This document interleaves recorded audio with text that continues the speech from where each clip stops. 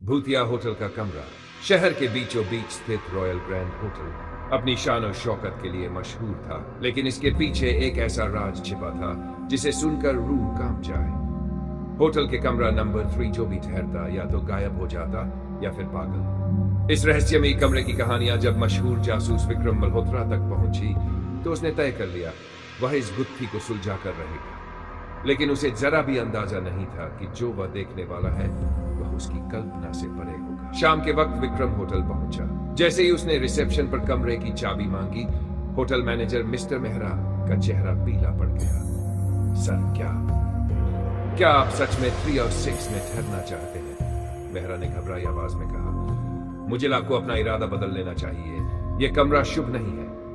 विक्रम हल्के से मुस्कुराया। डर तो उन्हें लगता है जो सच से भागते हैं। चाबी दीजिए। मैनेजर ने कांपते हाथों से चाबी पकड़ाई और धीमी आवाज में कहा, अगर कुछ अजीब लगे तो तुरंत बाहर आ जाएगा। विक्रम ने सिर हिलाया और सीधा तीसरी मंजिल की ओर बढ़ गया। कमरा नंबर 3 के दरवाजे पर पुराने खून के धब्बे थे और जैसे ही विक्रम ने चाबी घुमाई, दरवाजा चरर की अजीब आवाज के साथ खुल गया। जैसे ही वह अंदर गया, ठंडी हवा का झोंका उसे महसूस हुआ। कमरे में अजीब सा सन्नाटा था। वह इधर उधर नजरें दौड़ाने लगा। पुरानी लकड़ी की अलमारी, एक बड़ा बिस्तर और एक खिड़की, सब कुछ सामान्य लग रहा था, लेकिन उसे ऐसा क्यों लग रहा था कि कोई उसे देख रहा है। टप टप टप पीछे से किसी के कदमों की आवाज आई। विक्रम ने झटके से पलट कर देखा, कोई नहीं था। रात के 12 बज चुके थे। विक्रम ने अपने कैमरे और वॉइस रिकॉर्डर को सेट किया और बिस्तर पर बैठ गया। अचानक कमरे की खिड़की जोर से खुल गई और ठंडी हवा अंदर भर गई। फिर दीवारों पर अजीब अजीब परछाइयां बनने लगी, किसी औरत की परछाई।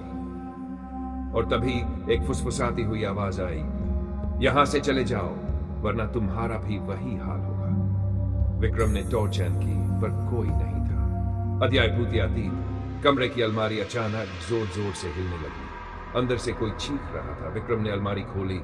अंदर एक पुरानी डायरी रखी थी। उसने कांपते हाथों से पहला पन्ना खोला। मैं रीमा हूं, इस होटल के मालिक विजय सिंह की पत्नी। उसने मुझे इसी कमरे में मारकर दीवार में दफना दिया। विक्रम को सब समझ में आ गया। यह आत्मा रीमा की थी जो न्याय चाहती थी। तभी कमरे का तापमान अचानक गिर गया। अब तुम नहीं बच सकते, वही डरावनी आवाज गूंजी और दीवारों से खून टपकने लगा। विक्रम को लगा कि उसकी सांसें रुक जाएंगी। उसने दीवार को गौर से देखा। अचानक वहां दरारें पड़ने लगी और फिर एक नरकंकाल बाहर गिर पड़ा। रीमा की आत्मा प्रकट हुई, एक जली हुई कटी फटी औरत जिसकी आंखें खून से लाल थी। उसने विक्रम की ओर उंगली उठाई और चीखी, मुझे न्याय चाहिए। सुबह होते ही विक्रम ने पुलिस को बुलाया। जब दीवार को तोड़ा गया तो अंदर से रीमा का कंकाल निकला। पुलिस ने जांच की और सच सामने आ गया। रीमा की हत्या विजय सिंह ने की थी। अब वह बूढ़ा हो चुका था, लेकिन जैसे ही उसे गिरफ्तार किया गया वह जोर से चिल्लाया, नहीं ये झूठ है। लेकिन सबूतों ने सच बयान कर दिया। रात को विक्रम कमरे के बाहर खड़ा हुआ और धीरे से कहा, रीमा तुम्हें न्याय मिल गया, अब तुम्हारी आत्मा को शांति मिले। अचानक कमरे के अंदर हल्की रोशनी चमकी और धीरे धीरे फीकी पड़ गई। रीमा की आत्मा मुक्त हो चुकी थी। इसके बाद कमरा नंबर 3 और 6 हमेशा के लिए बंद कर दिया गया।